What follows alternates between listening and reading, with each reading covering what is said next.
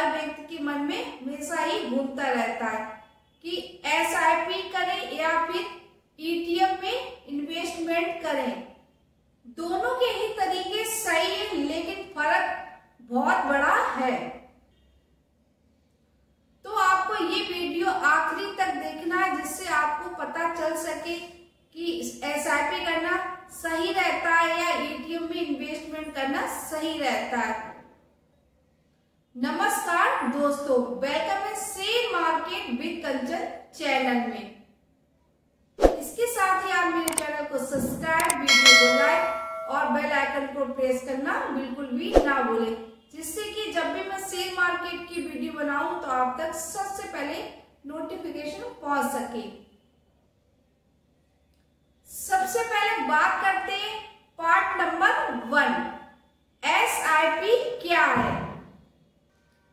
SIP का मतलब होता है सिस्टमैटिक इन्वेस्टमेंट प्लान, जिससे आप हर महीने एक निश्चित अमाउंट को किसी भी म्यूचुअल फंड में इन्वेस्टमेंट कर सकते हो।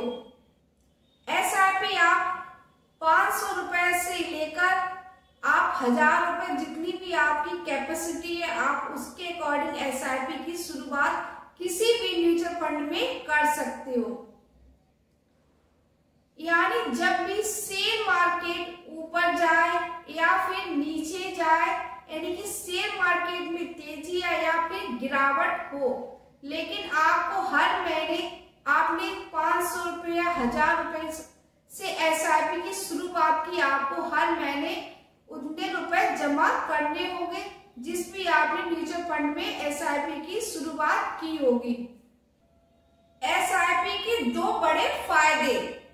नंबर 1 फायदे की बात करते हैं तो आपको मार्केट टाइमिंग देखने की जरूरत नहीं पड़ती है। और नंबर 2 की बात करते हैं, नंबर 2 में आपको मिलता है एवरेज कॉस्ट का फायदा।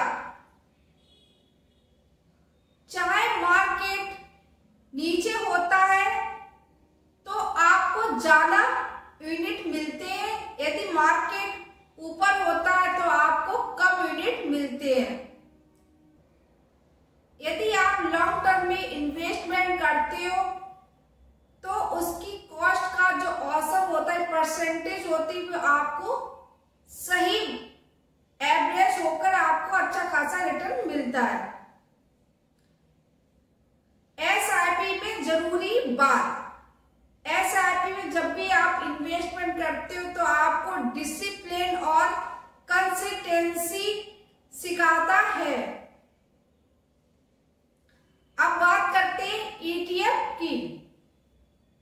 सबसे पहले समझते हैं ईटीएफ क्या है। ईटीएफ का मतलब होता है एक्सचेंज ट्रेड फंड। ईटीएफ एक ऐसा फंड होता है जो इंडेक्स को ट्रेड करता है, जैसे निफ्टी 50, सेंसेक्स या गोल्ड इंडेक्स। ईटीएफ को शेयर मार्केट की तरह आप खरीद और बेच सकते हो। ईटीएफ को शेयर की तरह आप शेयर मार्केट में खरीद और बेच सकते हो। ईटीएफ में कोई भी फंड मैनेजर डिसीजन नहीं होता है, लेकिन इसका एक्सपेंसिव रेशियो बहुत ज्यादा कम होता है। लेकिन ईटीएफ में इन्वेस्टमेंट करने के लिए आपको जरूरी है नॉलेज की। जब भी आप ईटीएफ में इन्वेस्टमेंट करें तो आपके लिए सबसे ज्यादा जरूरी है मार्केट टाइमिंग और नॉलेज की, क्योंकि एसआईपी की तरह ये ऑटो नहीं चलता है। इसमें आपको खुद तय करना पड़ता है आपको कहां पर इन्वेस्टमेंट करना है। पार्ट नंबर 3, एसआईपी और ईटीएफ कंपैरिजन। यदि इन दोनों की कंपैरिजन करते हैं तो सबसे पहले बात करते हैं एसआईपी रेगुलर या मंथली इन्वेस्ट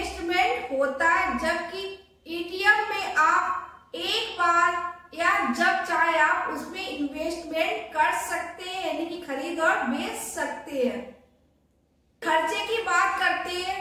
एसआईपी में थोड़ा ज्यादा खर्च होता है क्योंकि फंड मैनेजर को भी आपको फीस देनी होती है, लेकिन ईटीएफ में थोड़ा कम खर्चा होता है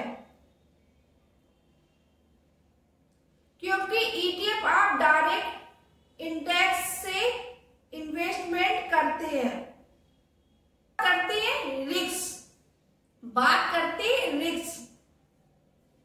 एसआईपी में कम रिस्क होता है, लेकिन ईटीएफ में ज्यादा रिस्क होता है क्योंकि आप सही टाइमिंग पर यदि ईटीएफ में इन्वेस्टमेंट नहीं करते हो तो वहां पर रिस्क भी थोड़ा ज्यादा होता है, लेकिन एसआईपी में रिस्क ना के बराबर होता है।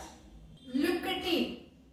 एसआईपी में पैसे एएमसी से रिडीम होते हैं, जबकि ईटीएफ को आप तुरंत मार्केट में बेच सकते हो।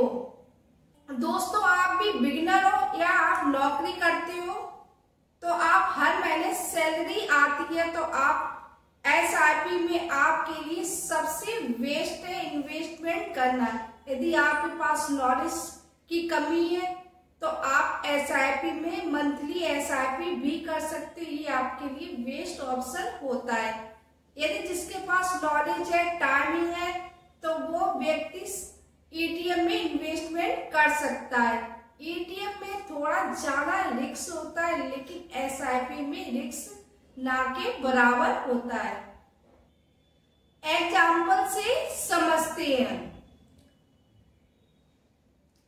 दो दोस्त होते हैं, रवि और अजय। रवि हर महीने 2000 रुपए एसआईपी में जमा करता था, वही अजय एक बार में 24,000 रुपए ईटीएफ में इन्वेस्टमेंट करता है। जब मार्केट में गिरावट है, रवि को ज्यादा यूनिट मिलते हैं, उसकी एवरेज कॉस्ट कम हो जाती है, लेकिन अजय का पैसा एक बार में लगा था तो उसे एक बार में इन्वेस्टमेंट किया था। अगर उसने गलत समय पर इन्वेस्टमेंट किया है तो उसका रिटर्न पर भी असर पड़ेगा। इस कहानी से समझ में आता है, यदि आप एसआईपी में इन्वेस्टमेंट करते हो तो आपका जो औसत प्राइस होता है, यानी कि एवरेज होकर आपका प्राइस होता है वो, यदि ईटीएफ में यदि आपने सही टाइमिंग पर इन्वेस्टमेंट नहीं किया है, तो यदि आपने गलत टाइमिंग पर ईटीएफ में एक साथ पैसे को इन्वेस्टमेंट कर दिया तो वहां पर आपका पैसा कम बनेगा क्योंकि आपने सही जगह पे इन्वेस्टमेंट नहीं किया। लेकिन आपने एसआईपी में इन्वेस्टमेंट किया तो वहां पर एवरेज कॉस्ट होकर भी आपका अच्छा खासा रिटर्न बनेगा। तो आप बिगिनर हैं तो आपके लिए सबसे बेस्ट होता है एसआईपी में इन्वेस्टमेंट करना। तो इस वीडियो से समझ में आता है कि यदि आप मार्केट में आप बिगिनर हो तो आपको मार्केट की कोई भी समझ नहीं है और हर महीने इनकम आती, तो ऐसे में आप एसआईपी आपके लिए बेस्ट ऑप्शन हो सकता है। अगर आपके पास शेयर मार्केट की नॉलेज है और टाइम भी है तो आप ईटीएफ में इन्वेस्टमेंट कर सकते हो, लेकिन आप बिना नॉलेज के ईटीएफ में इन्वेस्टमेंट नहीं कर सकते हो क्योंकि आपने अभी सही जगह पर ईटीएफ में इन्वेस्टमेंट नहीं किया तो आपका वहां पैसा नहीं बनेगा, आपका पैसा जीरो बनेगा। यानी कि ईटीएफ में टाइमिंग बेस्ट होता है, यदि आपने सही समय पे ईटीएफ में इन्वेस्टमेंट किया तो आपका पैसा ज्यादा बनता है।